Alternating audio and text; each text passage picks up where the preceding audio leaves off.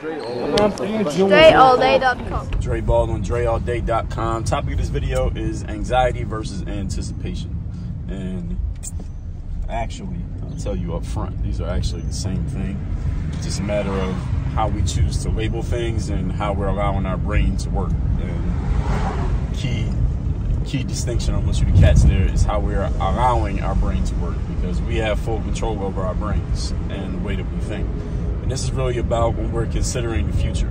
So when you're facing a challenging situation, or you are in the midst of it, or you know a challenging situation is coming up, or at least you think it's coming up, that often, for many of us, leads to feelings of anxiety. Anxiety is simply stress that we're feeling now over something that has not yet happened. That's all anxiety is. Basically a down payment on future negative energy that we don't have a real reason to feel yet, but we're deciding to allow ourselves to feel it. And anticipation, on the other hand, is when we expect something good to happen and we're thinking about the good thing that's going to occur, and we're just getting ready for it. It's kind of like the night before Christmas when you were a kid. Christmas Eve, something good is going to happen the next day, or your birthday's coming up, or some big thing that you're excited for is coming up, and you're feeling positive about it before it even occurred. That's anticipation. And anxiety is something bad is coming, or something that you don't want is coming, and you're feeling bad about it before it even occurs. Here's the thing. The way that we choose to look at the situation determines which energy we're feeling, regardless of what the situation is. Remember that 99% of what happens in our lives, we don't have control over. You don't control other people. You don't control the weather. I'm driving. I don't control the other cars out here, or who's out here driving drunk, who's driving and not paying attention to the road, who's driving while texting, who's driving while recording a video. We don't know what other people are doing out here. And we can't control it, even if we did, because even if we could see what they were doing, we have no control over it. With that understanding, and us controlling only 1%, we got to take control of the 1% that we do control. And that 1% is mostly based on the way that we think. Because the things that we do, usually those actions they originate somewhere in our thought process. So thoughts lead to actions, actions lead to outcomes. Which means we can do the job. And we got to be conscious and intentional about this, not allowing it to happen randomly. Because if we allow it to happen randomly, then the environment is going to control it. And the environment is generally much more going to lead more to negativity than positivity, because that's just human nature.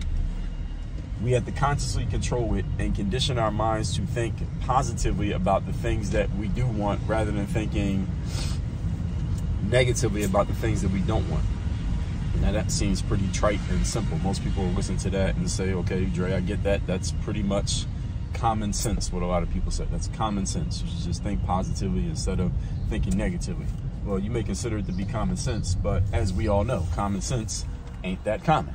Why is common sense not, or this version of common sense is not that common? Why is it? Because as I just told you, it's human nature to think more negatively than positively, because it's wired in us to anticipate danger so that we can stay healthy. Because if an unexpected danger, just consider this. If you're not considering danger, if it was our default to think positive and we didn't consider the possibility of danger, and then that danger came to us, we could die. And that's not in the world that we live in today. The world that we live in today is pretty civilized and generally safe. But back in the caveman days, so to speak, as we say, when our brains were actually developed, we had to actually look out for the saber-tooth tiger or the rival caveman, or we don't want to eat berries off this tree because the berries on this tree are poisonous and we die if we ate those berries. So we had to think negatively by default to make sure that we stayed safe. And that wiring is still in us, even though the world that we live in today, again, is generally a lot more safe than it used to be. So we could generally be pretty carefree, pretty off point, not really paying attention to anything that could possibly hurt us, not even noticing. You see people these days walking around looking down at their phones. Like, there's a guy walking in front of him, he's looking down at his phone, he don't even see what's happening around him. And I'll make sure I close this sun just in case a bird decides to shit out of this tree. Anyway, This guy's walking here with his phone. He's not paying any attention to anything. Somebody could just run up and punch him in his face, take his phone, and run away. He couldn't do shit, and he ain't fast. He probably don't look like he's fast enough to run after them. The point is, we can be very passive about what could possibly hurt us these days, and it doesn't matter.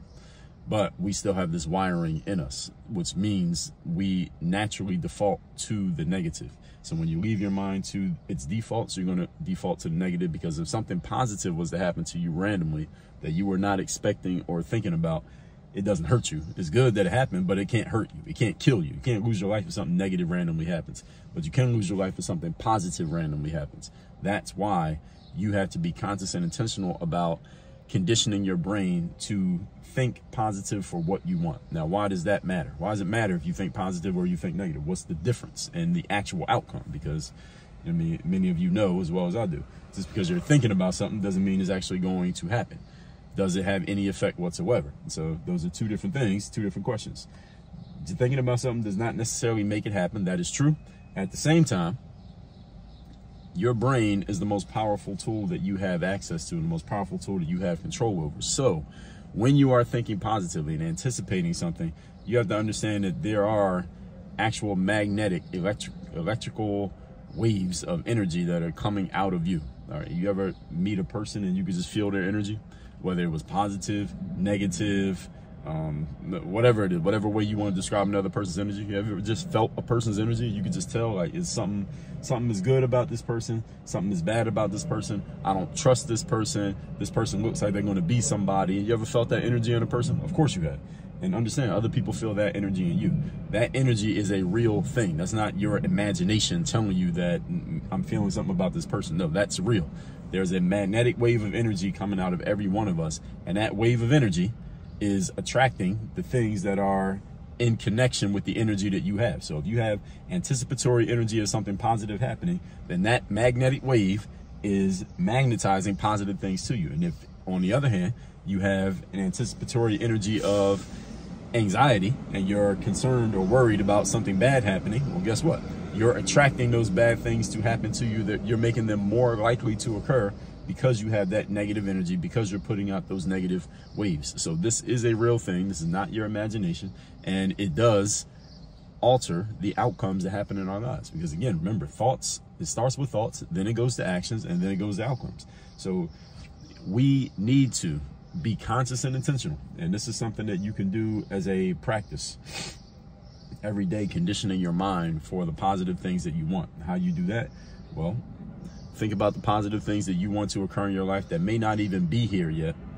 And every day you want to be reminding yourself of those things. This is the reason why some people do affirmations. This is the reason why people do meditation and mindfulness exercises. This is the reason why people have vision boards. This is the reason why people do this stuff. Because what it does is it centers your mind and gets you focused on the things that you do want rather than things that you don't want. I've been in some yoga classes, for example, where the yoga instructor would say at the beginning of the class, she's getting everybody, you know, on their mats and all this stuff, and she would say, okay, everybody close their eyes and breathe deeply, and I want you to, I forget the words that they would say, but basically focus on your intention for this class. So the next hour of this class, focus on what your intention is for this class. And what's the point? Is anticipating the positivity that's going to come from this next hour of doing these yoga exercises. You need to do that same thing every single day in your own life to condition your mind for the anticipation of positive, so that you are sending out the magnetic waves. It's like sending out a bunch of soldiers to go work for you to bring back something positive. Why would you not do that if you had the ability to do it? It doesn't cost you any money. It costs you a little bit of time and a little bit of focus and thinking, which you're going to be doing anyway. So you might as well use it towards something that you actually want rather than something that you don't want. So consider this. Don't just consider it, but then actually put it into use. So two things, actually one thing: work on your game university. You want to work with me directly, have me as your direct coach, join one of our mastermind programs, go to workonyourgameuniversity.com. The link's down below in the description to this video, and work on your game. Dre all day.